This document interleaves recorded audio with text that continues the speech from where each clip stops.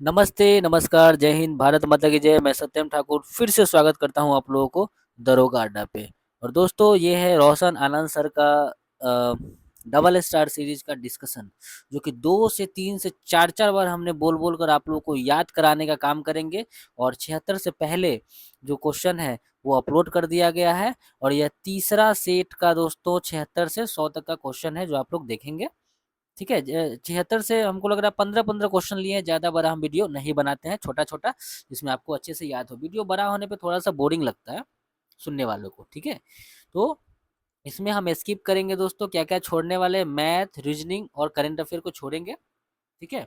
बाद बाकी इसको हम पूरे अच्छे से जो भी स्टैटिक पोर्शन उसको करेंगे। दोस्तों इसको आप लोग अच्छे से शेयर-वेयर कीजिए, ताकि हम फिर से अगर अच्छे से इसको आप करते हैं, अगर आपको ये पसंद आता है तो हमको तो पता चल ही जाएगा। तो हम फिर से जो है दोस्तों इसमें क्या करेंगे, क्वेश्चन बैंक है ना रोशन आनंद का, उसको इसी तरह से याद करवाएंगे एकदम बेहतरीन तरीका से। तो चलिए शुरू करते हैं 76 नंबर का क्वेश्चन दोस्तों, ठीक है? और सर पता है रोशन आनंद सर जो है ना, इसमें दावा करते हैं कि 75 से 80 नंबर क्वेश्चन यहाँ से आता है, और सही में देखा भी गया है। चलिए 76 नंबर क्वेश्चन देखिए क्या कहता है। और क्वेश्चन के लिए नहीं घबराइएगा, बिना क्वेश्चन खाली डिस्कशन है, लेकिन आपको पता चल जाएगा कि क्वेश्चन क्या पूछा गया था और क्या पूछा जाएगा इस टॉपिक से। चलिए कहता है, वंशागति के क्रोमोसोमवाद का सिद्धांत, वंशागति के क्रोमोसोमवाद का सिद्धांत सटन एवं बोवेरी ने प्रस्तुत किया था। तो बायोलॉजी क्वेश्चन है, वंशागति के क्रोमोसोमवाद का सिद्धांत सटन एवं बोवेरी ने प्रस्तुत किया था। तो वंशागति के क्रोमोसोमवाद का सिद्धांत किसने प्रस्तुत किया? सटन एवं बोवेरी ने। आगे चलिए, थोड़ा सा इसको दोस्तों बड़ा करते हैं।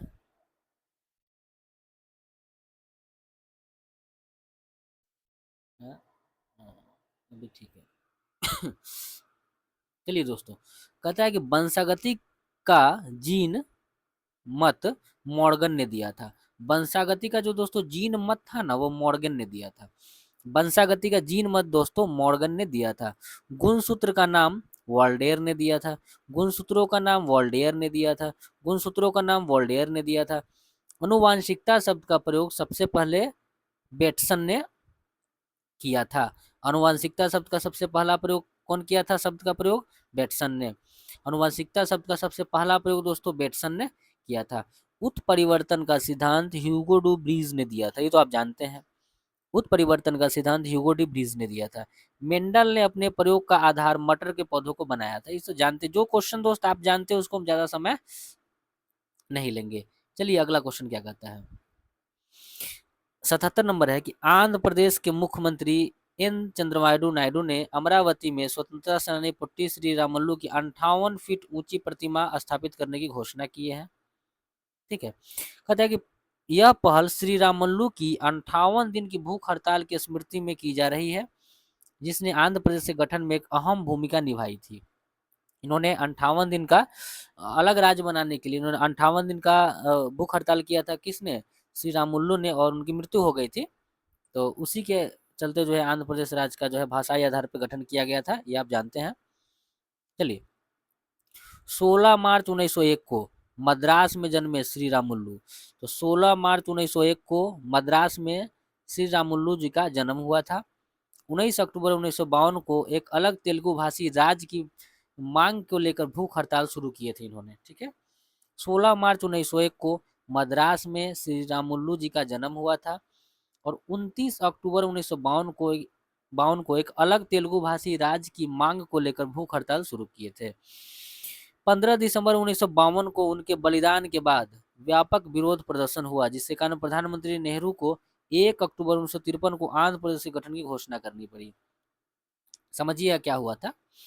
15 दिसंबर 1952 को भूख हड़ताल करते करते 15 दिसंबर 1952 को मर गए श्री रामुलु। ठीक है, तो उनके व्यापक विरोध होना शुरू हो गया, जिसके कारण उस समय के तत्कालीन प्रधानमंत्री नेहरू जी ने 1 अक्टूबर 1953 को, कहिया 1 अक्टूबर 1953 को, 1 अक्टूबर 1953 को आंध्र प्रदेश का गठन की घोषणा करनी पड़ी। ठीक है दोस्तों, चलिए 78 नंबर क्वेश्चन को देखिएगा। कहता है, उत्तर भारत का मैदान सिंधु, गंगा और ब्रह्मपुत्र नदी तथा इसकी सहायक नदी द्वारा बहाकर लाए गए जलोढ़ अवसाद के निक्षेप से निर्माण होते हैं। कहता है उत्तर भारत का जो मैदान है ना वो कैसे बना है, तो सिंधु, गंगा और ब्रह्मपुत्र नदी तथा इनकी सहायक नदी द्वारा जो बहाकर लाया गया है ना जलोढ़, मिट्टी और अवसाद, उसी के निक्षेपण से उत्तर भारत का मैदान का निर्माण हुआ है। एक बार फिर से कहता है कि उत्तर भारत का मैदान का निर्माण कैसे हुआ है, तो सिंधु, गंगा और ब्रह्मपुत्र नदी की तथा इसकी सहायक नदी की जो नदी है उसके द्वारा बहाए गए जलोढ़, अवसाद के निक्षेपण से निर्मित हुआ है। अच्छा, उत्तर भारत का मैदान जो है लगभग, कहता है कि इस मैदान की लंबाई पूरे पूरब से पश्चिम की ओर 3200 किलोमीटर है। कहता है कि इस मैदान की दोस्तों जो लंबाई है ना पूरब से पश्चिम की ओर 3200 किलोमीटर और औसत चौड़ाई 150 से 300 किलोमीटर है। इसको याद कीजिए। कहता है कि जो अपना जलोढ़ का मैदान है उसकी लंबाई पूरब से पश्चिम की ओर 3200 किलोमीटर और औसत चौड़ाई दोस्तों 1500 से 150 से 300 किलोमीटर है। ठीक है, आगे चलिए क्या कहता है। आगे दोस्तों, पश्चिम में राजस्थान से लेकर पूरब में असम तक, पश्चिम में राजस्थान से लेकर पूरब में असम तक फैले इस विशाल मैदान को उच्चावच में प्रादेशिक भिन्नता के कारण 4 भागों में विभाजित किया गया है। कहता है कि पश्चिम में राजस्थान से लेकर पूरब में असम तक फैला हुआ है इस विशाल मैदान को उच्चावच में प्रादेशिक विभिन्नता के कारण 4 भागों में विभाजित किया गया है। कौन कौन सा विभाजन है? राजस्थान का मैदान जिसको सिंधु का मैदान भी कहते हैं, राजस्थान का मैदान जिसको सिंध का मैदान कहते हैं, पंजाब हरियाणा का मैदान, गंगा का मैदान और ब्रह्मपुत्र का मैदान है दोस्तों। राजस्थान का मैदान जिसको सिंध का मैदान कहते हैं बांटा गया है, पंजाब हरियाणा का मैदान, गंगा का मैदान, ब्रह्मपुत्र का मैदान है। दो नदियों के बीच के क्षेत्र को दोआब कहते हैं। दो नदियों के बीच के क्षेत्र को दोस्तों दोआब कहते हैं, ये आप जानते हैं। अगला है पंजाब के मैदान का निर्माण, पंजाब के मैदान का निर्माण सिंधु और इसकी सहायक नदी के निक्षेप से हुआ है। पंजाब के मैदान का निर्माण सिंधु और उसके सहायक नदी के निक्षेप से हुआ है। सहायक नदी में सिंधु की सहायक नदी है चिनाब, झेलम, रावी, व्यास एवं सतलज। ठीक है, सिंधु नदी की दोस्तों जो प्रमुख सहायक नदी है ना वह है चिनाब, झेलम, रावी, व्यास और सतलुज। सिंधु नदी की जो दोस्तों सहायक नदी है उसमें इंपॉर्टेंट कौन कौन है? चिनाब, झेलम, रावी, व्यास और सतलज है। पंजाब हरियाणा के मैदान को दोआबों का मैदान कहा जाता है। पंजाब हरियाणा के मैदान है ना उसको दोआबों का मैदान कहते हैं। पंजाब हरियाणा के मैदान को दोआबों का मैदान कहते हैं। पंजाब हरियाणा के मैदान को दोआबों का मैदान कहते हैं। पंजाब हरियाणा के मैदान को दोआबों का मैदान कहते हैं। पंजाब हरियाणा मैदान को दिल्ली कटक गंगा के मैदान अलग करता है। पंजाब हरियाणा मैदान को दिल्ली कटक गंगा के मैदान से अलग करता है। आगे देखिए क्या कहता है। कहता है कि पंजाब हरियाणा के मैदान को दिल्ली कटक गंगा के मैदान से अलग करता है। ठीक है, अच्छा, इस मैदान में पंजाब हरियाणा मैदान में 5 दोआब है। कौन कौन है सो देखिए। पंजाब हरियाणा मैदान में कितने दोआब है? 5। पंजाब हरियाणा मैदान में कितने दोआब है? 5। बिस्त का दोआब जिसमें ब्यास और सतलज नदी के बीच है, बिस्त ब्यास और सतलज नदी के बीच है। बाड़ी दोआब ब्यास और रावी नदी के बीच है, बाड़ी दोआब ब्यास और रावी नदी के बीच में है। चाज दोआब चिनाब और झेलम नदी के बीच है, चाज दोआब चिनाब और झेलम नदी के बीच है। चाज दोआब चिनाब और झेलम नदी के बीच है। रचना दोआब रावी और चिनाब नदी के बीच है, रचना दोआब रावी और चिनाब नदी के बीच में है। सिंधु सागर दोआब झेलम और चिनाब तथा सिंधु के बीच है। दोस्तों इसको याद करना बड़ा आसान है, देखिए कैसे याद होगा। बिस्त माने इसमें ब और स आ रहा है ना, बिस्त में ब स आ रहा है तो ब्यास और सतलज हो गया। बाड़ी दोआब ब और रो आ रहा है तो ब्यास और रावी नदी। ठीक है, चाज दोआब दोस्तों च से चिनाब ज से झेलम कह सकते हैं आप। रचना दोआब देखिए रो और च आ रहा है मतलब रावी और चिनाब आ रहा है।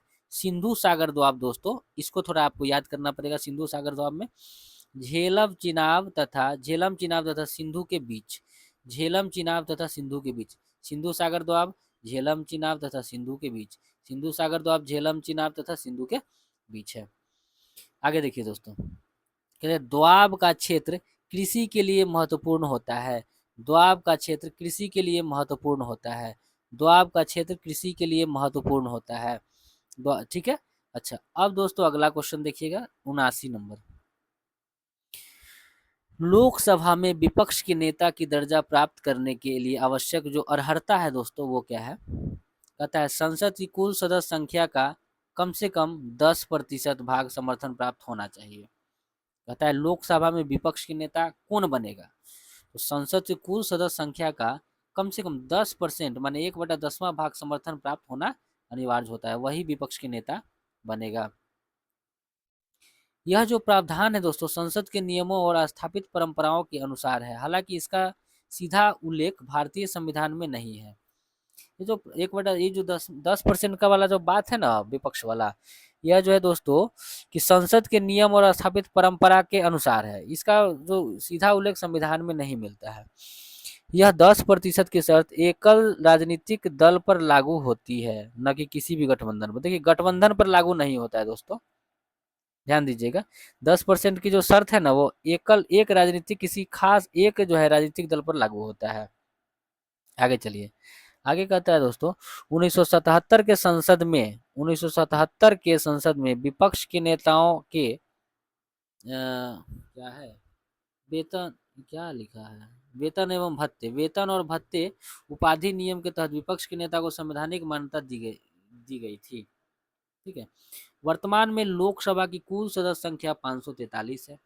वर्तमान में लोकसभा की कुल सदस्य संख्या 543 है, इसलिए विपक्ष के नेता का पद पाने के लिए किसी दल के पास कम से कम 55 सीट होना आवश्यक है।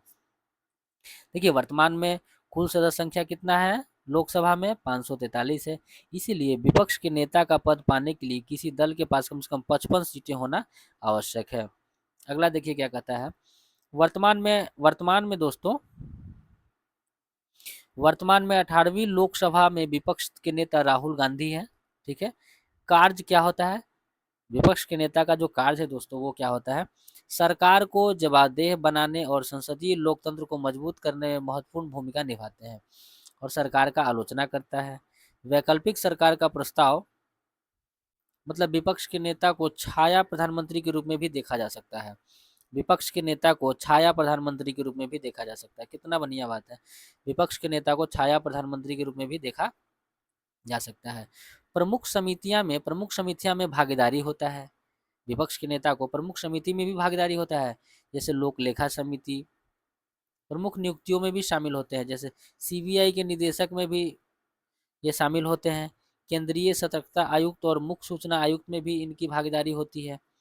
साथ ही साथ दोस्तों राष्ट्रीय मानवाधिकार आयोग के अध्यक्ष व सदस्य में भी इनकी भागीदारी होती है। विपक्ष के नेता को कैबिनेट मंत्री के समान वेतन भत्ता इत्यादि प्राप्त होता है।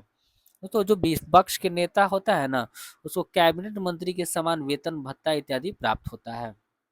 अगला क्वेश्चन 80 नंबर है। 1934 में ऑल इंडिया कांग्रेस सोशलिस्ट सम्मेलन का आयोजन जयप्रकाश नारायण द्वारा पटना में किया गया। 1934 में ऑल इंडिया कांग्रेस सोशलिस्ट सम्मेलन का आयोजन जयप्रकाश नारायण द्वारा पटना में किया गया। 1934 में ऑल इंडिया कांग्रेस सोशलिस्ट सम्मेलन का आयोजन जयप्रकाश नारायण द्वारा पटना में किया गया। कांग्रेस समाजवादी पार्टी की स्थापना अक्टूबर 1934 में बंबई में एक बैठक के दौरान की गई। कांग्रेस समाजवादी पार्टी की स्थापना, देखिए कांग्रेस की स्थापना नहीं कह रहा है, ये कह रहा है कांग्रेस समाजवादी पार्टी की स्थापना दोस्तों अक्टूबर 1934 में बंबई के एक बैठक के दौरान की गई। इसके संस्थापक आचार्य नरेंद्र देव तथा महासचिव जयप्रकाश नारायण थे। एक बार फिर से देखिएगा अच्छे से इसको। कहता है कि कांग्रेस समाजवादी पार्टी की स्थापना अक्टूबर 1934 में, ठीक है, कांग्रेस समाजवादी पार्टी की स्थापना अक्टूबर 1934 में बंबई में एक बैठक के दौरान किया गया। बंबई में एक बैठक हुआ उसी समय हुआ। इसके संस्थापक जो थे ना कांग्रेस समाजवादी पार्टी के संस्थापक आचार्य नरेंद्र देव, ठीक है, आचार्य नरेंद्र देव तथा इसके जो महासचिव हुए वो जयप्रकाश नारायण हुए। ठीक है। हिंदू महासभा की स्थापना 1915 में हिंदू महासभा की स्थापना 1915 में हरिद्वार के कुंभ मेला के दौरान मदन मोहन मालवीय द्वारा किया गया। हिंदू महासभा की स्थापना 1915 में हरिद्वार के कुंभ मेला के दौरान मदन मोहन मालवीय द्वारा किया गया। दोस्तों अगर अच्छा लग रहा है तो लाइक मारिए और शेयर मारिए ना, कि फिर से हम करें इसका जो है ना क्वेश्चन बैंक को भी इसी तरह लाएंगे, एकदम याद हो रहा होगा दोस्तों। देखिए हिंदू महासभा के प्रथम सम्मेलन कासिम बाजार के महाराजा की अध्यक्षता में की गई थी। हिंदू महासभा के प्रथम सम्मेलन जो हुआ ना दोस्तों, वो कासिम बाजार के महाराजा की अध्यक्षता में की गई। हिंदू महासभा के प्रथम सम्मेलन जो हुआ दोस्तों, कासिम बाजार के महाराजा की अध्यक्षता में की गई। हिंदू महासभा के प्रथम सम्मेलन कासिम बाजार के महाराजा की अध्यक्षता में की गई। ठीक है। अखिल भारतीय मुस्लिम लीग की स्थापना 30 दिसंबर 1906 को सलीमुल्लाह खां के नेतृत्व में ढाका में हुआ। एक बार फिर, अखिल भारतीय मुस्लिम लीग की स्थापना दोस्तों 30 दिसंबर 1906 को 30 दिसंबर 1906 को मुस्लिम लीग की स्थापना सलीमुल्लाह खां के नेतृत्व में ढाका में हुआ। ये आप जानते हैं। यूनियनिस्ट पार्टी की स्थापना दोस्तों पंजाब में की गई। यूनियनिस्ट पार्टी की स्थापना पंजाब में यूनियनिस्ट पार्टी की स्थापना पंजाब में यूनियनिस्ट पार्टी की स्थापना पंजाब में किया गया। भारतीय समाजवादी पार्टी की स्थापना ताशकंद में हुआ 17 अक्टूबर 1920 को। भारतीय समाजवादी पार्टी की स्थापना ताशकंद में हुआ 17 अक्टूबर 1920 को हुआ। ठीक है, एक बार फिर देखेंगे। भारतीय समाजवाद पार्टी की स्थापना ताशकंद में होता है 17 अक्टूबर 1920 को। ठीक है, इसको याद हो गया। भारतीय साम्यवादी पार्टी की स्थापना ताशकंद में 17 अक्टूबर 1920 को। उत्तर प्रदेश के कम्युनिस्ट के ग्रुप के नेता सत्यभक्त ने भारत में भारतीय कम्युनिस्ट पार्टी की स्थापना सितंबर 1924 में की थी।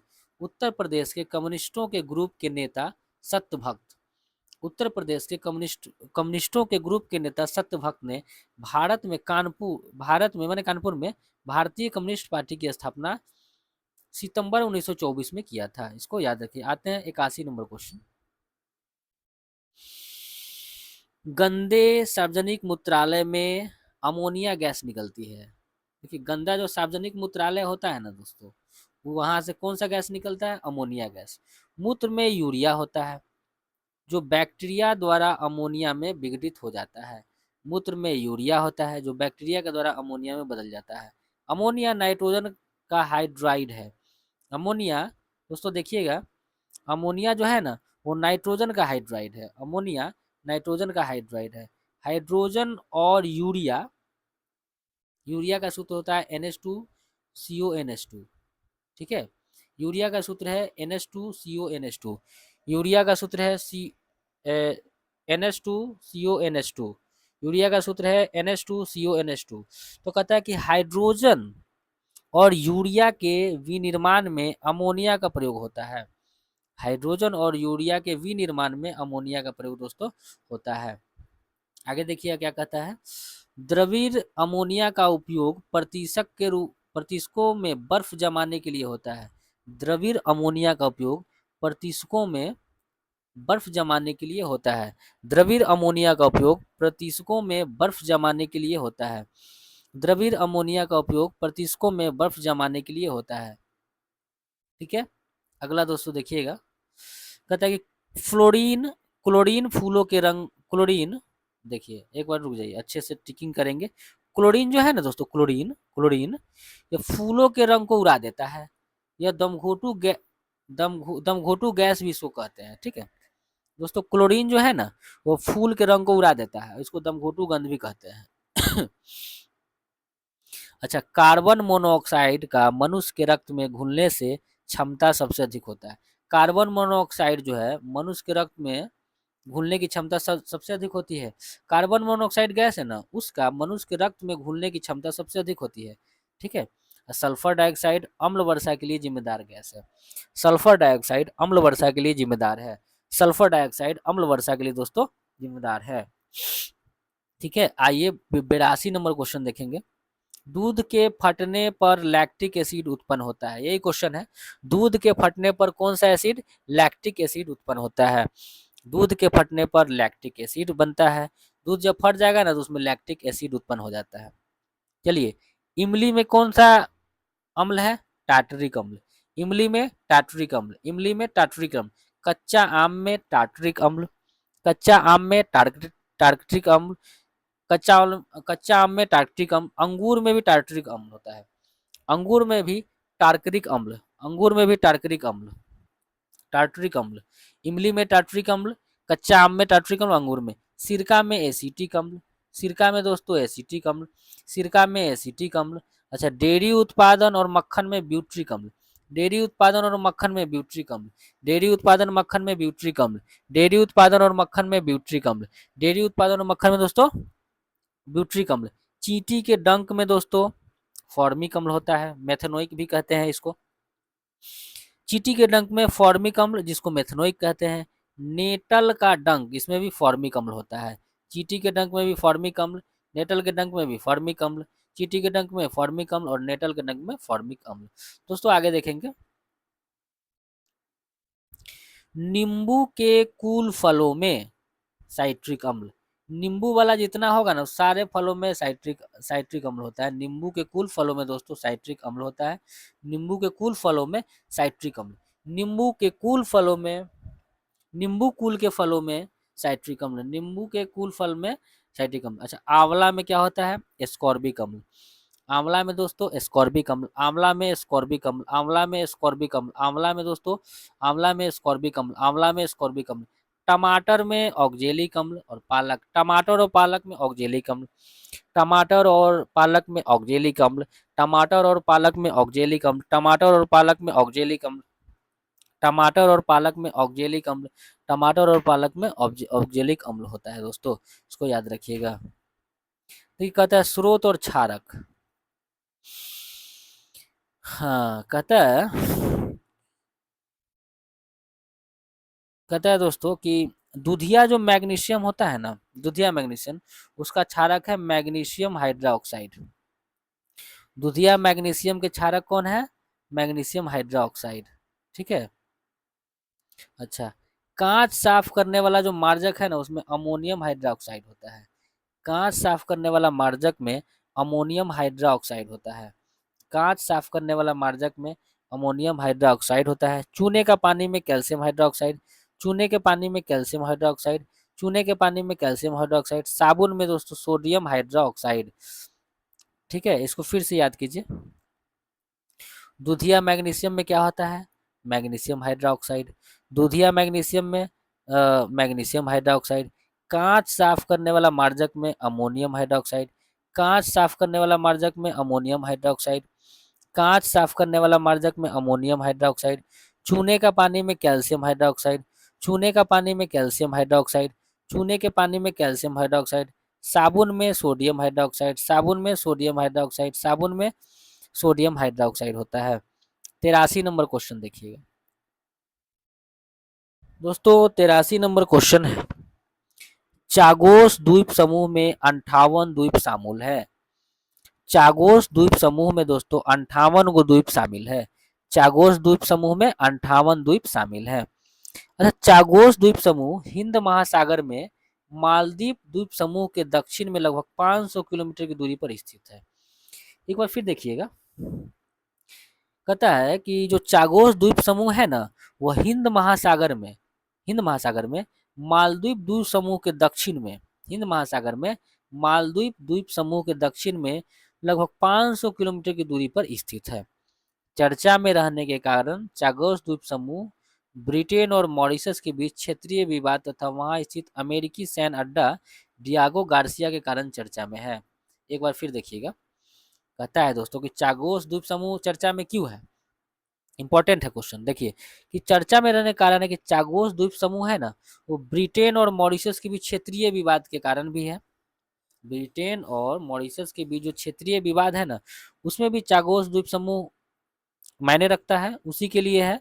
अच्छा, दूसरा है कि वहाँ अमेरिका का सैन्य अड्डा भी है डिएगो गार्सिया में, उसके कारण भी चागोस द्वीप समूह जो है वो चर्चा का विषय बना हुआ है। आगे देखिए, कहता है कि हाल ही में, दोस्तों ये छोड़ दीजिए, करेंट अफेयर है, करेंट अफेयर को तो छोड़ ही देना है, करेंट अफेयर को एकदम छोड़ दीजिए क्योंकि बदलते रहता है मैथ और इसको दोनों को छोड़ेंगे करेंट अफेयर को। चलिए आइए, क्वेश्चन नंबर क्या है? ये क्वेश्चन नंबर 86 है। देखिए कहता है कब्रिस्तान R37 कहाँ से मिला है? हड़प्पा से। कब्रिस्तान R37 हड़प्पा से मिला है। कब्रिस्तान R37 हड़प्पा से मिला है। सावधान पेटिका भी हड़प्पा से मिला है। सावधान पेटिका हड़प्पा से मिला है। सावधान पेटिका हड़प्पा से मिला है। शंख का बना हुआ बैल भी हड़प्पा से, शंख का बना हुआ बैल हड़प्पा से, शंख का बना बैल हड़प्पा से। उर्वरता की देवी दोस्तों हड़प्पा से, उर्वरता की देवी हड़प्पा से मिला है, उर्वरता की देवी हड़प्पा से मिला है। वृहत स्नानागार मोहनजोदड़ो से, ये तो आपको याद होगा। मातृ देवी की मूर्ति कांसे की नर्तकी की मूर्ति, देखिए मात कहता है कि मातृ देवी की मूर्ति और कांसे की नर्तकी की मूर्ति ये भी मोहनजोदड़ो से। मातृ देवी की मूर्ति मोहनजोदड़ो से, मातृ देवी की मूर्ति मोहनजोदड़ो से। अच्छा, कांसे की नर्तकी की मूर्ति, कांसे की नर्तकी की मूर्ति मोहनजोदड़ो से। छह भटकों के अवशेष मोहनजोदड़ो से, छह भटकों के अवशेष मोहनजोदड़ो से, छह भटकों के अवशेष मोहनजोदड़ो से। मिट्टी का तराजू दोस्तों मोहनजोदड़ो से, मिट्टी का तराजू मोहनजोदड़ो से, मिट्टी का तराजू मोहनजोदड़ो से मिले हैं। आइए आगे देखते हैं। अलंकृत हाथी चनहुद्रो से, अलंकृत माने सजाया हुआ हाथी चनहुद्रो से, अलंकृत हाथी चनहुद्रो से। वक्राकार ईंटे चनहुद्रो से, वक्राकार ईंटे चनहुद्रो से, वक्राकार ईंटे चनहुद्रो से, वक्राकार ईंटे दोस्तों चनहुद्रो से। कंघा, लिपस्टिक, चार पहिया वाला गाड़ी, ये सब चनहुद्रो से। कंघा, लिपस्टिक, चार पहिया वाला गाड़ी दोस्तों माने कि आपका चनहुद्रो से, और अलंकृत हाथी भी चनहुद्रो से, ठीक है। अच्छा, उसके बाद आइए आयताकार 7 अग्नि वेदिकाएं, आयताकार 7 अग्नि वेदिकाएं दोस्तों कालीबंगा से, आयताकार 7 अग्नि वेदिकाएं कालीबंगा से। जूता हुआ खेत के साक्ष्य कालीबंगा से, जोता हुआ खेत का साक्ष्य कालीबंगा से, जोता हुआ खेत का साक्ष्य कालीबंगा से। मानिक एवं मिट्टी के मन के, मानिक एवं मिट्टी के मन के कालीबंगा से, मानिक एवं मिट्टी के मन के कालीबंगा से, मानिक एवं मिट्टी के मन के कालीबंगा से। कांच व मिट्टी की चूड़ियां दोस्तों कालीबंगा से, कांच और मिट्टी की चूड़ियां कालीबंगा से, कांच और मिट्टी की चूड़ियां कालीबंगा से। अच्छा, आगे देखते हैं। देखिए दोस्तों बंदरगाह लोथल, बंदरगाह जो है ना लोथल को कहते हैं है उस समय। अच्छा, धान जो दोस्तों धान चावल और बाजरे का साक्ष्य, धान चावल बाजरे का साक्ष्य लोथल से, धान चावल और बाजरे का साक्ष्य दोस्तों लोथल से। धान का भुस्सी लोथल से, धान की भुस्सी लोथल से, धान की भुस्सी दोस्तों लोथल से। छोटा दिशा मापक लोथल से, छोटा दिशा मापक यंत्र जो था ना वो भी लोथल से, छोटा दिशा मापक यंत्र भी दोस्तों लोथल से मिला है। 87 नंबर क्वेश्चन देखिए, कहता है कि मछली के बारे में है तो कि नीचे आपको दिया गया है कि मछली में ओमेगा 3 फैटी एसिड भरपूर मात्रा में होता है, मछली में ओमेगा 3 फैटी एसिड भरपूर मात्रा में होता है, मछली में ओमेगा 3 फैटी एसिड भरपूर मात्रा में होता है। पालक आयरन की प्रचुर स्रोत है, पालक आयरन का प्रचुर स्रोत है। ग्लाइकोजन मनुष्य के शरीर में के यकृत एवं मांसपेशियां में संचित रहता है। समझिएगा, ग्लाइकोजन कहाँ रहता है दोस्तों, ध्यान दीजिएगा। कहता है कि ग्लाइकोजन जो है कहाँ रहता है, तो मनुष्य के यकृत में और मांसपेशिया में। ग्लाइकोजन कहाँ रहता है, मनुष्य के यकृत में और मांसपेशिया में।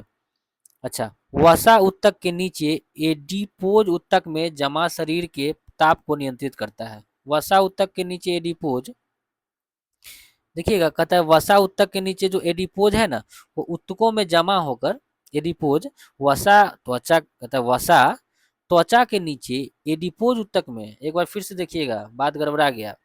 जो वसा होता है ना दोस्तों वह त्वचा के नीचे एडिपोज उत्तक में जमा होकर शरीर को ताप को नियंत्रित करता है, ठीक है। तो वसा कहाँ रहता है, त्वचा के नीचे एडिपोज उत्तक में जमा होकर शरीर के तापमान को नियंत्रित करने का दोस्तों काम करता है। मछली का यकृत ऑयल विटामिन डी का महत्वपूर्ण स्रोत है, मछली का जो दोस्तों यकृत तेल है ना वो विटामिन डी का महत्वपूर्ण स्रोत है, मछली का यकृत ऑयल है विटामिन डी का महत्वपूर्ण स्रोत है। गाजर विटामिन ए का महत्वपूर्ण स्रोत है, गाजर विटामिन ए का महत्वपूर्ण स्रोत है, गाजर विटामिन ए का महत्वपूर्ण स्रोत है। अच्छा, विटामिन बी 3 का महत्वपूर्ण स्रोत ईस्ट, मांस, गाजर, गुर्दा, दूध, अंडा है। विटामिन 3 का महत्वपूर्ण स्रोत क्या है, ईस्ट, विटामिन बी 3, ईस्ट से विटामिन बी 3, मान से विटामिन बी 3, मान से विटामिन बी 3, मान से विटामिन बी 3, गाजर से विटामिन बी 3, गाजर से विटामिन बी 3, गुर्दा से विटामिन B3, दूध अंडा से भी विटामिन B3। विटामिन B5 को पेंटोथोनिक अम्ल कहते हैं। विटामिन B5 को पेंटोथोनिक अम्ल कहते हैं। विटामिन B5 को पेंटोथोनिक अम्ल कहते हैं। विटामिन B5 को पेंटोथोनिक अम्ल कहते हैं। अच्छा, विटामिन B3 को नियासिन कहते हैं। विटामिन B3 को नियासिन कहते हैं, लेकिन विटामिन B5 को पेंटोथोनिक अम्ल कहते हैं। विटामिन B5 पेंटोथोनिक अम्ल और विटामिन B3 नियासिन कहते हैं। आइए 88 नंबर क्वेश्चन को देखिएगा, थोड़ा इसको छोटा करते हैं। हाँ, देखिएगा दोस्तों, कौन सा स्थित किस नदी के किनारे स्थित है, कौन सा स्थल वही है। कहता है कि दोस्तों हड़प्पा जो है ना, रावी नदी के किनारे है, और इसको खोजा था कौन, उत्खनन किया था दयाराम साहनी। और ये जो हड़प्पा कहाँ है, पाकिस्तान के मोंटगोमरी जिला में, याद हो गया। ठीक है, हड़प्पा कौन नदी, रावी नदी, उत्खनन करता है दयाराम साहनी। और जो हड़प्पा कहाँ है, तो पाकिस्तान के मोंटगोमरी जिला में है। ठीक है, चलिए, मोहनजोदड़ो सिंधु नदी के किनारे है। मोहनजोदड़ो सिंधु नदी के किनारे है। इसका उत्खनन करता दोस्तों राखल दास बनर्जी है। और यह कहाँ है, सिंध प्रांत का लड़काना जिला पाकिस्तान में। कहाँ है, सिंध प्रांत का लड़काना जिला पाकिस्तान में। तो मोहनजोदड़ो सिंधु नदी किनारे राखल दास बनर्जी खोजे हैं, और इसका स्थित जो है सिंध प्रांत का लड़काना जिला पाकिस्तान। ठीक है, आगे आइए चनहुद्रो के बारे में। चनहुद्रो दोस्तों, चनहुद्रो चनहुद्रो जो है दोस्तों वो सिंधु नदी के किनारे है। चनहुद्रो सिंधु नदी के किनारे है। अर्नेस्ट मैके ने इसको खोजा है, और ये सिंध प्रांत पाकिस्तान में है। चनहुद्रो सिंधु नदी के किनारे है, अर्नेस्ट मैके खोजे हैं, और सिंध प्रांत पाकिस्तान में है। तो चनहुद्रे कहाँ हो गया, सिंधु नदी के किनारे, अर्नेस्ट मैके खोजे हैं, और सिंध प्रांत पाकिस्तान में वर्तमान स्थिति है। कालीबंगा घग्घर नदी किनारे है। कालीबंगा दोस्तों घग्घर नदी किनारे है। बीके लाल एवं बीके थापर इसको खोजा है। कालीबंगा कौन नदी, घग्घर नदी।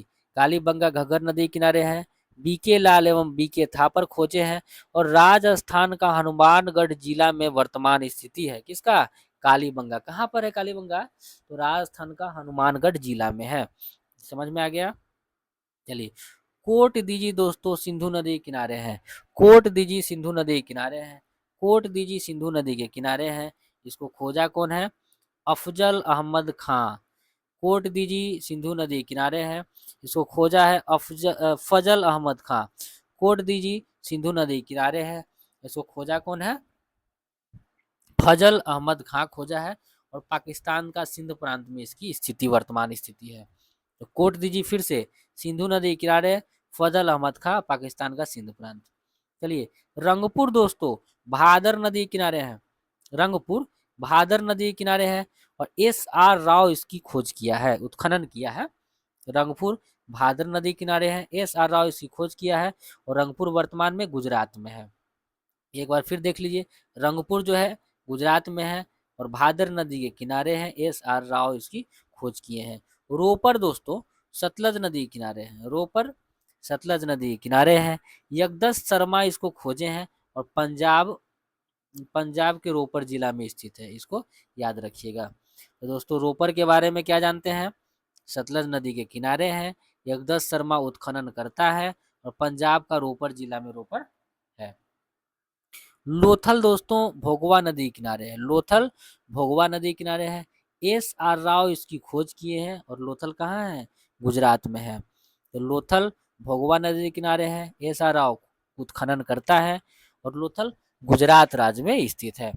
दोस्त आलमगीरपुर जो है ना, हिंडन नदी के किनारे है। आलमगीरपुर किस नदी किनारे, हिंडन नदी किनारे। यगदस शर्मा इसको उत्खनन करता है, और यह उत्तर प्रदेश में है। आलमगीरपुर कहाँ है, उत्तर प्रदेश में। तो आलमगीरपुर हिंडन नदी किनारे है, यगदस शर्मा खोजे हैं, और उत्तर प्रदेश में यह आलमगीरपुर है। चलिए, अब दोस्तों आगे आइए, ये करेंट अफेयर है, इसको छोड़िए, करेंट अफेयर को छोड़िए देना है, बिल्कुल छोड़ देना है। हाँ आइए, ये तो ठीक है।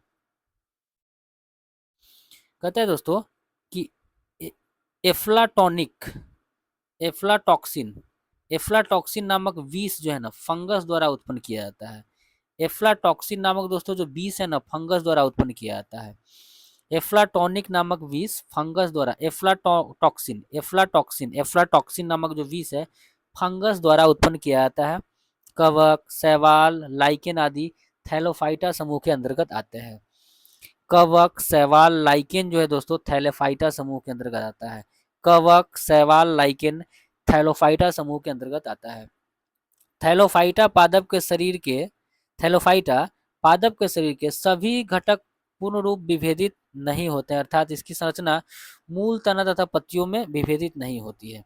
देखिए कहता है थैलोफाइटा जो है ना, थैलोफाइटा पादप का जो शरीर है उसके सभी घटक पूर्ण रूप से विभेदित नहीं होते हैं। इसकी संरचना मूल तना तथा पत्तियों में विभेदित नहीं होता है। यह मुख्यतः जलीय पादप होते हैं। थैलोफाइटा जो है जलीय पादप होते हैं।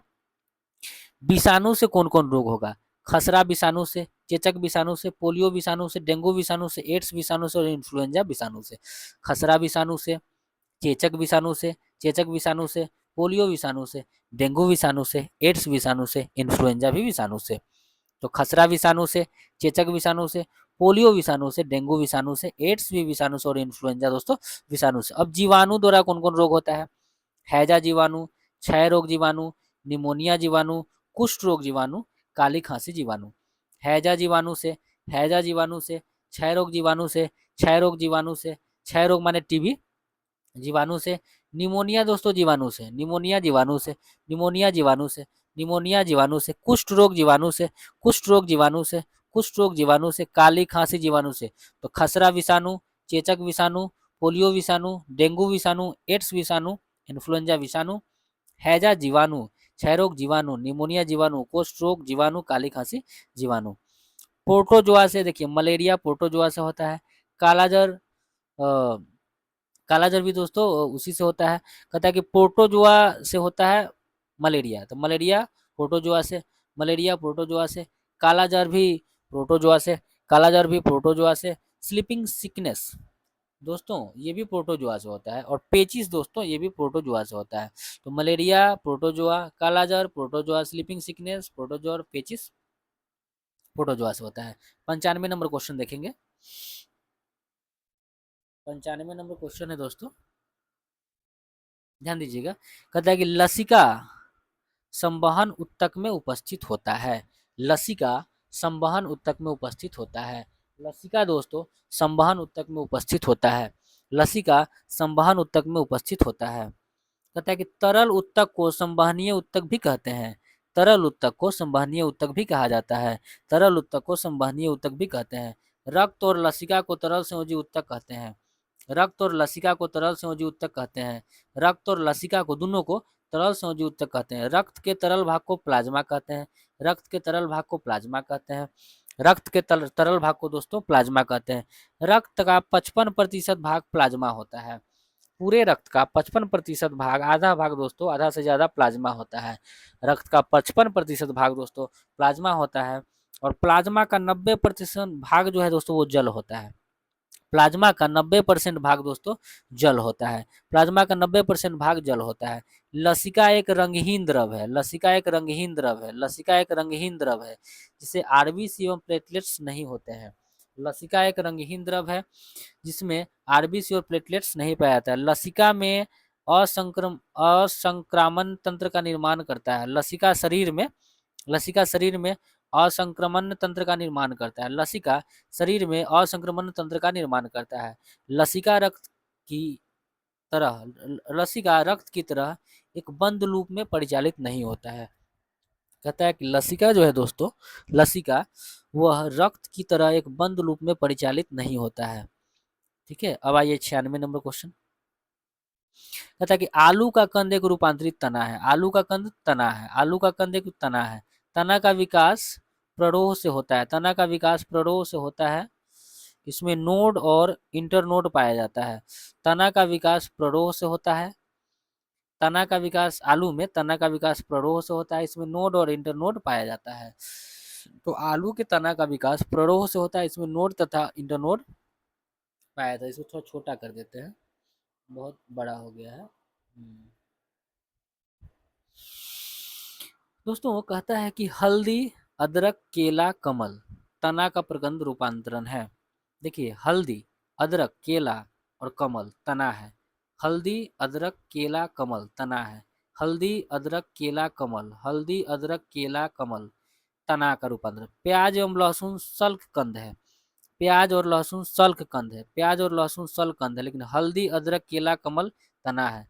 हल्दी, अदरक, केला, कमल तना है। कमल भी तना है दोस्तों, याद रखिए, केला कमल दोनों तना है। हल्दी अदरक तो जानते थे, लेकिन केला और कमल भी तना है। प्याज और लहसुन सल्क कंद है। प्याज और लहसुन सल्क कंद है। ठीक है, आगे देखिएगा। कहता है कि तना जो पत्ती का रूप धारण कर लेते हैं वो कैक्टस, वह तना जो पत्ती बन जाता है वो कैक्टस नागफनी कहलाता है। तना जो पत्ती का रूप धारण कर लेता है वो कैक्टस है, ठीक है, नागफनी। तना जो कांटे का रूप धारण कर लेते हैं वह नींबू, बबूल, गुलाब, बैर इत्यादि। वह तना जो कांटे का रूप धारण करते हैं वो नींबू, बबूल, गुलाब, बैर। कहता है तना जो पत्ती का रूप धारण करते हैं वो कैक्टस नागफनी है। तना जो पत्ती का रूप धारण करते हैं वो कैक्टस नागफनी है। वह तना जो कांटे का रूप धारण करता है वह नींबू, बबूल, गुलाब, बैर। ये भी तना है, लेकिन जो क्या कांटे का रूप धारण करता है। तना जो प्रतान, प्रतान माने टेंड्रिल, टेंड्रिल का रूप धारण करते हैं। तना जो प्रतान का रूप धारण कर लेता है वह है कद्दू, खीरा, नेनुआ। वाह, क्या बात है। कहता है कि तना जो प्रतान का रूप धारण कर लेता है वह है कद्दू, खीरा, नेनुआ। तना जो प्रतान का रूप माने टेंड्रिल, तना जो प्रतान का रूप धारण करता है वह है कद्दू, खीरा, नेनुआ। तना जो प्रतान का रूप धारण करता है वह है कद्दू, खीरा, नेनुआ। 97 नंबर क्वेश्चन दोस्तों। ये दोस्तों करेंट अफेयर है, इसको छोड़िए, करेंट अफेयर है। हाँ, इसको देखिएगा, इसको देखिएगा थोड़ा सा। कहता है कि भारत सरकार द्वारा अंडमान निकोबार द्वीप समूह की राजधानी पोर्ट ब्लेयर का नाम बदलकर श्री विजयपुरम कर दिया गया है। इसको याद रखिएगा। भारत सरकार द्वारा अंडमान निकोबार द्वीप समूह की राजधानी पोर्ट ब्लेयर था, उसका नाम बदलकर श्री विजयपुरम कर दिया गया है। केंद्र सरकार द्वारा यह निर्णय गुलामी के सभी प्रतीकों से मुक्ति दिलाने के साथ ही स्वतंत्रता आंदोलन में अंडमान निकोबार का योगदान प्रेरित है। ठीक है, देखिएगा। अंडमान निकोबार के 3 द्वीपों का नाम 2018 में बदला। अंडमान निकोबार का 3 द्वीप का नाम 2018 में बदल गया है। हैवलॉक द्वीप का नाम स्वराज द्वीप रखा गया है। हैवलॉक द्वीप का नाम बदलकर स्वराज द्वीप हो गया है। हैवलॉक द्वीप का नाम बदलकर स्वराज द्वीप। रॉस द्वीप का नाम बदलकर सुभाष चंद्र बोस द्वीप। रॉस द्वीप का नाम बदलकर सुभाष चंद्र बोस द्वीप। रॉस द्वीप का नाम बदलकर सुभाष चंद्र बोस द्वीप कर दिया गया है। अच्छा, उसके बाद दोस्तों नील द्वीप का नाम बदलकर शहीद द्वीप किया गया है। नील द्वीप का नाम बदलकर शहीद द्वीप किया गया है। नील द्वीप का नाम बदलकर शहीद द्वीप, और ये तीनों जो है दोस्तों वो किसका है, अंडमान निकोबार द्वीप समूह का द्वीप है। ठीक है, अब 99 नंबर क्वेश्चन देखिए। कहता है कि अमीबा भोजन का अंतर्ग्रहण कूटपाद द्वारा करता है। अमीबा भोजन का अंतर्ग्रहण कूटपाद द्वारा करता है। अमीबा जो है ना भोजन का जो खाता है ना वो कूटपाद द्वारा करता है। पेचिस रोगी एंटी अमीबा हिस्टोलिका नामक प्रोटोजोआ के कारण होता है। पेचिस रोग जो है ना दोस्तों, ध्यान दीजिएगा, पेचिस रोग एंटी अमीबा हिस्टोलिका एक प्रोटोजोआ है उसी के कारण होता है। तो पेचिस होता है एंट अमीबा हिस्टोलिका नामक प्रोटोजोआ के कारण। पेचिस होता है एंटी अमीबा हिस्टोलिका नामक प्रोटोजोआ के कारण। अमीबा सामान्यतः अलवण जलीय तालाबों, खाइयों, झीलों की जल धाराओं और गीली मिट्टी में पाई जाती है। अमीबा जो है ना दोस्तों कहाँ कहाँ रहता है, अमीबा रहता है दोस्तों अलवणीय जलीय तालाब, अलवणीय जलीय तालाब, खाई, झील, अच्छा धारा, जल की धारा और गीली मिट्टी में पाई जाती है। देखिए, अब कहता है कि अमीबा को सबसे पहले रसेल वॉन रोजेनहॉफ ने खोजा था। अमीबा को सबसे पहले रसेल वॉन रोजेफहॉफ ने खोजा था। अमीबा को सबसे पहले रसेल वॉन रुकिए दोस्तों, अमीबा को सबसे पहले रसेल वॉन रोजेनहॉफ, रसेल वॉन रोजेनहॉफ नाम भी ऐसा है ना, यही खोजा था। कौन खोजा था, अमीबा को खोजा था रसेल वॉन रोजेनहॉफ, रसेल वॉन रोजेनहॉफ ने खोजा था। अमीबा में प्रजनन अलैंगिक तथा द्विविखंडन द्वारा होता है। अमीबा में प्रजनन अलैंगिक तथा द्विविखंडन द्वारा होता है। अमीबा में प्रजनन अलैंगिक तथा द्विविखंडन द्वारा होता है। ठीक है। अब कहता है अमीबा के प्रमुख भाग निम्न है। कौन कौन भाग है? संकोची रसधानी होता है अमीबा में, अन्नधानी होता है, कूटपाद होता है, आंतरस होता है, स्वच्छ वायरस और केंद्रक होता है। देखिए अमीबा में क्या क्या होता है? संकोची रसधानी अमीबा में, संकोची रसधानी अमीबा में, संकोची रसधानी अमीबा में, अन्नधानी अमीबा में, अन्नधानी अमीबा में, अन्नधानी अमीबा में, अन्नधानी अमीबा में, कूटपाद अमीबा में, कूटपाद अमीबा में, कूटपाद अमीबा में, आंतरस दोस्तों अमीबा में, आंतरस अमीबा में, आंतरस अमीबा में, स्वच्छ बाह्यरस दोस्तों अमीबा में, स्वच्छ बाह्यरस अमीबा में, स्वच्छ बाह्यरस अमीबा में, केंद्रक अमीबा में, केंद्रक अमीबा में। और लास्ट क्वेश्चन दोस्तों 100वां नंबर है, इसको देखिएगा क्या कहता है। एलिजन शैवाल का प्रयोग कृत्रिम लकड़ी बनाने में होता है। एलिजन शैवाल है ना, एलिजन शैवाल, इसका प्रयोग कृत्रिम लकड़ी बनाने में किया जाता है। एलिजन शैवाल का प्रयोग कृत्रिम लकड़ी बनाने में होता है। एलिजन शैवाल का प्रयोग कृत्रिम लकड़ी बनाने में होता है। अगर अगर नामक पदार्थ जेलिडियम नामक शैवाल से प्राप्त होता है। अगर अगर नामक जो पदार्थ है जेलिडियम नामक शैवाल से प्राप्त होता है। अगर अगर पदार्थ जेलिडियम नामक शैवाल से प्राप्त होता है। अगर अगर नामक पदार्थ जेलिडियम, देखिए एलिजन शैवाल जो है ना, एलिजन शैवाल से कृत्रिम लकड़ी बनता है, लेकिन अगर अगर नामक पदार्थ है ना, उससे जेलिडियम नामक शैवाल प्राप्त होता है। क्लोरेलिन नामक प्रतिजैविक क्लोरेला नामक शैवाल से प्राप्त किया जाता है। क्लोरेलिन नामक प्रतिजैविक क्लोरेलिन नामक प्रतिजैविक क्लोरेला नामक शैवाल से प्राप्त किया जाता है।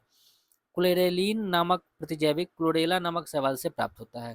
क्लोरेलिन नामक प्रतिजैविक क्लोरेला नामक शैवाल से प्राप्त होता है। शैवाल का अध्ययन फाइकोलॉजी, शैवाल का अध्ययन दोस्तों फाइकोलॉजी, शैवाल का अध्ययन दोस्तों फाइकोलॉजी, शैवाल का अध्ययन फाइकोलॉजी। शैवाल का शरीर सुकाय सदृश सदृश होता है।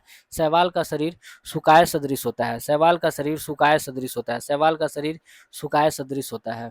ठीक है। शैवाल प्रायः दोस्तों पर्णहरित, संवहन उत्तक रहित, आत्मपोषी होते हैं। शैवाल पर्णहरित होता है, संवहन उत्तक इसमें नहीं पाया जाता है, क्योंकि शैवाल में पर्ण रहित होता है, संवहन उत्तक शैवाल में नहीं पाया जाता है, आत्मपोषी होते हैं। ठीक है। शैवाल, शैवाल का उपयोग भोजन में, खाद्य निर्माण आदि में किया जाता है। शैवाल का उपयोग भोजन में भी करते हैं और खाद्य निर्माण में भी किया जाता है। दोस्तों अंतरिक्ष यात्री जो है ना, शैवाल वाला खाना ही ऊपर लेके जाता है। ठीक है। तो कहता है कि शैवाल का उपयोग भोजन में और खाद्य निर्माण में भी किया जाता है। दोस्तों कहता है कि भोजन में पोरीफाइरा, अल्वा, सरगासम, चलिए दोस्तों क्या कहता है कि भोजन में पोरीफाइरा, अल्वा, देखिए ये सब शैवाल का नाम है। कौन कौन सा शैवाल का उपयोग करते हैं खाने में? शैवाल, खाने वाला शैवाल का नाम है पोरीफाइरा, अल्वा, सरगासम, लेमिनेरिया, नॉस्टॉक शैवाल का उपयोग करते हैं। ठीक है। खाने वाला शैवाल कौन कौन हो गया? पोरीफाइरा खाने वाला शैवाल है, पोरीफाइरा खाने वाला शैवाल है, पोरीफाइरा खाने वाला शैवाल है, अल्वा खाने वाला शैवाल है, अल्वा खाने वाला शैवाल है, अल्वा खाने वाला शैवाल है, सरगासम खाने वाला शैवाल है, सरगासम खाने वाला शैवाल है, सरगासम खाने वाला शैवाल है, लेमिनेरिया खाने वाला शैवाल है, लेमिनेरिया खाने वाला शैवाल है, नॉस्टॉक भी खाने वाला शैवाल है। अच्छा, आयोडीन के निर्माण में लेमिनेरिया, फ्यूकस, एक्लोनिया आदि का प्रयोग किया जाता है। आयोडीन के निर्माण में कौन कौन शैवाल आता है? लेमिनेरिया शैवाल। आयोडीन के निर्माण में लेमिनेरिया शैवाल का उपयोग करते हैं और फ्यूकस एक्लोनिया शैवाल, लेमिनेरिया शैवाल और फ्यूकस एक्लोनिया शैवाल, फ्यूकस एक्लोनिया शैवाल, फ्यूकस एक्लोनिया शैवाल का उपयोग किया जाता है। दोस्तों तो उम्मीद करते हैं कि आप लोगों को यह पूरा सेट 3 आज समाप्त हो गया और आप लोगों को काफ़ी अच्छा लगा होगा। तो दोस्तों इसको आप लाइक शेयर सब्सक्राइब करें और दोस्तों को शेयर करें। तो मिलते हैं अगले वीडियो में, तब तक जय हिंद।